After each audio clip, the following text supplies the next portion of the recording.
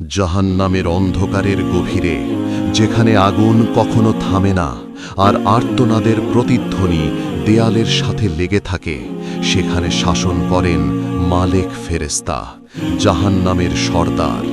তার চোখ দুটি যেন কখন নিভে না যাওয়া অঙ্গারের মতো, আর মুখের প্রতিটি শব্দে কেঁপে ওঠে পুরো গহ্বর। এক রাতে এক আত্মা আগুনের উপত্যকা থেকে মালিকের সামনে টেনে আনা হলো। আত্মাটি কাঁদছিল, আর চারপাশের আগুন যেন তার ভয়কে ছুঁয়ে আরো উঁচু হয়ে উঠছিল।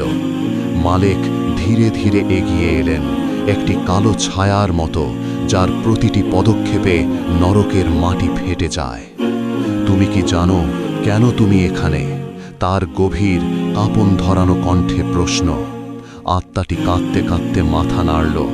মালিকের কণ্ঠ আরো ভারী হলো, আর ভয়ঙ্কর কণ্ঠে বলল, তোমার কর্মই তোমাকে এখানে এনেছে, আর এখানে তোমার হিসাব লেখা আছে। তারপর তিনি হাত তুললেন, আগুনের অগ্নিঢেউ চারদিকে ছড়িয়ে পড়ল, আর আত্মাটি শুনতে পেল দরজা বন্ধ হওয়ার শব্দ, একটি শব্দ যা জানিয়ে দিল আর কখনো মুক্তি নেই। জাহান্নামের অন্ধকারে আবার নীরবতা নেমে এলো।